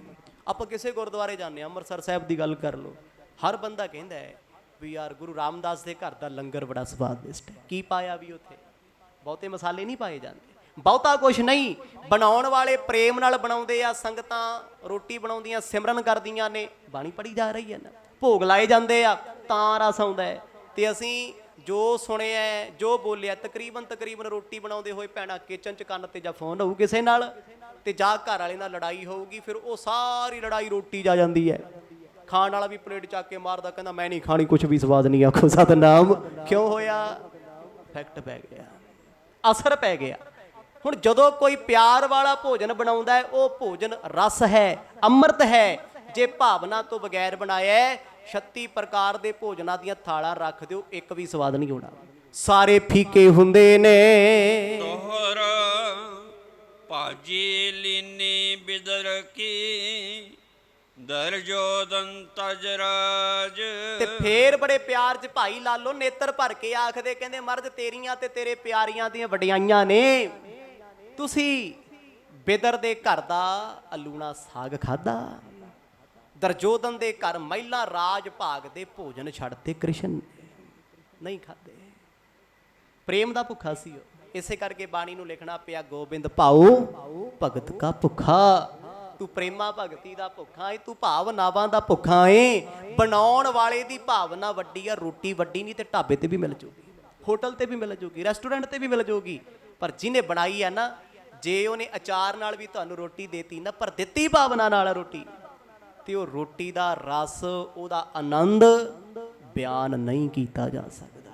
ਕਿਸੇ ਨੇ ਦਿਖਾਵੇ ਵਾਸਤੇ ਦਿਖਾਇਆ ਵੀ ਸਾਨੂੰ ਫਲਾਣਾ ਕੁਝ ਬਣਾਉਣਾ ਹੁੰਦਾ ਹੈ, ਅਸੀਂ ਤੇ ਐਦਾਂ ਹੀ ਆਓ ਭਗਤ ਕਰਦੇ ਆ, ਇੰਨਾ ਕੁਝ ਖਵਾਈਦਾ ਹੁੰਦਾ ਏ।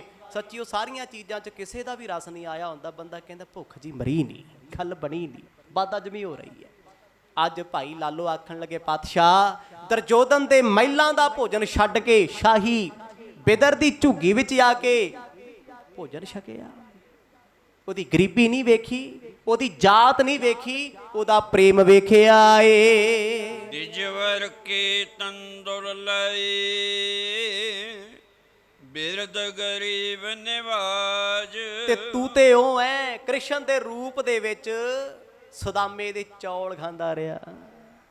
ਕਹਿੰਦਾ ਸੀ ਨਾ, ਓਏ ਸੁਦਾਮਿਆ ਬੇਈਮਾਨਾ, ਪਾਠਸ਼ਾਲਾ ਵਿੱਚ ਵੀ ਇਦਾਂ ਹੀ ਕਰਦਾ ਰਿਹਾ, ਲੁਕ ਛੋਲੇ ਖਾਂਦਾ ਸੀ, ਤੇ ਅੱਜ ਬਾਰਿਸ਼ਾਂ ਵਿੱਚ ਵੀ ਚੌਲ ਲੁਕੋ ਖਾਣਾ ਹੈ। ਉਹਦੇ ਘਰ ਦੇ ਚੌਲ ਖਾਦੇ, ਚਾਵਲ ਖਾਦੇ, ਇੱਕ ਪ੍ਰੇਮ ਸੀ।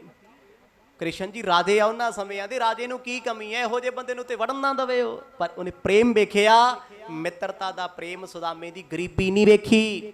ਜਿੱਦਣ ਸੁਦਾਮਾ ਜੀ ਚੱਲ ਕੇ ਮਹਿਲਾਂ ਵਿੱਚ ਆਏ ਨਾ, ਉਦਣ ਵੀ ਕਿਹਾ ਸੀ ਭਰਜਾਈ ਕੋਲੋਂ ਚੌਲ ਕਿਉਂ ਨਹੀਂ ਲੈ ਕੇ ਆਇਆ। ਤੇ ਕ੍ਰਿਸ਼ਨ ਨੇ ਫਿਰ ਆਪਣੇ ਰਾਜ ਸਿੰਘਾਸਣ ਤੇ ਸੁਦਾਮੇ ਨੂੰ ਬਿਠਾਇਆ, ਉਹਦੇ ਪੈਰ ਧੋਤੇ ਸੀ, ਪੈਰ।